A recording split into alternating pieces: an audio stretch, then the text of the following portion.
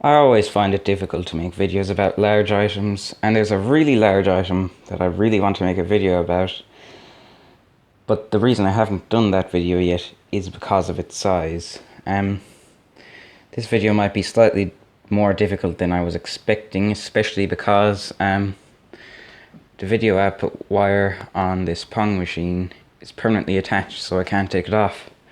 Not that I would need to show it, because I'm sure everyone has seen a coaxial cable.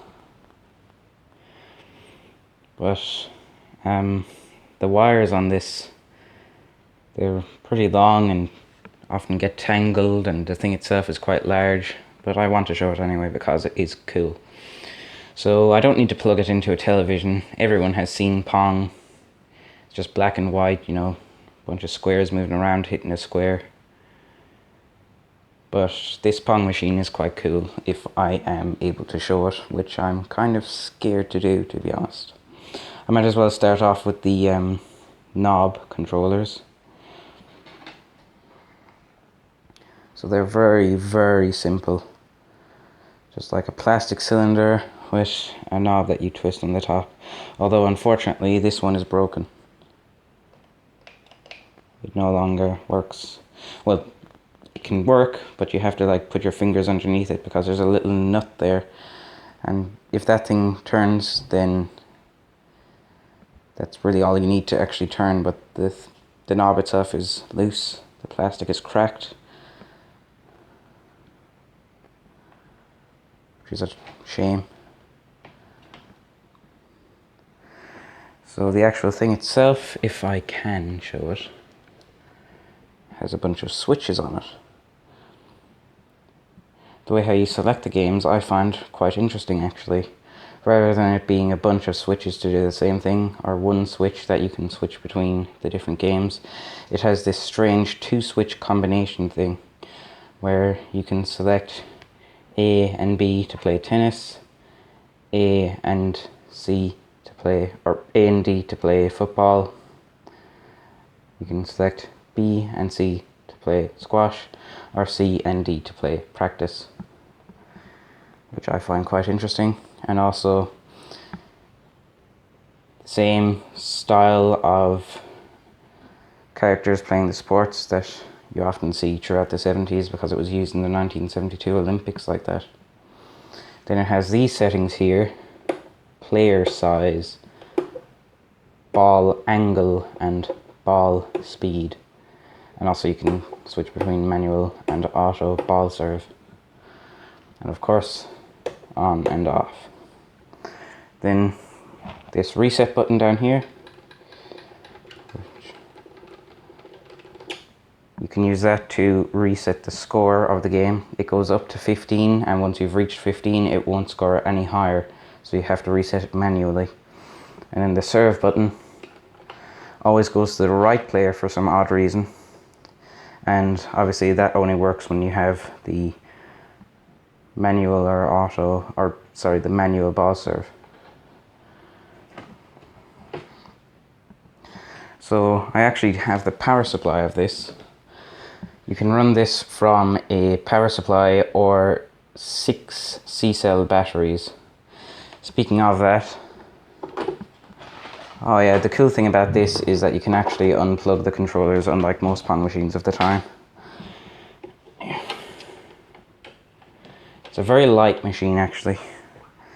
The speaker though is very loud, so I'll plug it in later to show you how loud it is. Unfortunately it's missing its battery flap, and it's missing one of the rubber feet, so that's a shame.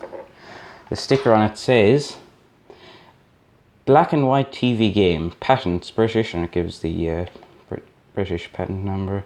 And then it gives other patent numbers, and it gives the serial number, and it says made in Hong Kong. The power supply connection is on the side there. I will now get the actual power supply. There's a bit of dampness on this thing. I'll get the power supply and show that. I'll probably plug it in as well, just so you can hear how loud this thing is.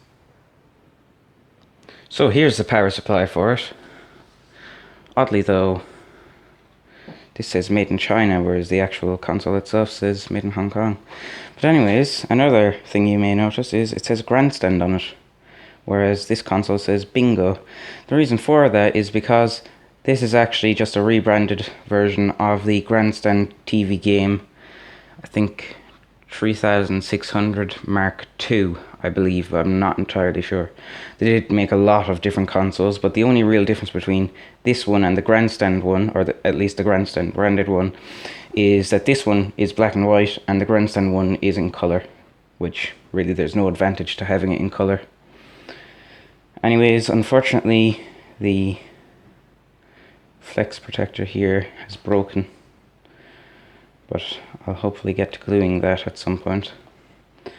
It's the usual British standard style, but for some reason this might actually be a later release because it has plastic sleeving on the line and neutral pins. I will plug it in now just so you can hear how absolutely loud this machine is. By the way, I should mention there's actually no volume control on it, so you can't turn down the incredibly loud sound. The only way of stopping it would be by taking out the speaker, which isn't really productive. Anyways. So I plugged in the power supply and I turned it on, and I should probably move slightly closer since I'm using a microphone. I'm hoping that this is being picked up by the microphone, but it is quite loud. So, of course, like I said before, there's no real need for me to plug it into a television since everyone has seen Pong and what it looks like. All I will say is that this is a very clear Pong, unlike my other Pong machine, which is a lot cheaper, or at least a lot worse quality. Are you enjoying this music? This is my jam, you know. Just such beautiful music. Tune from the 70s. It's called Bing Bong, Bing Bong.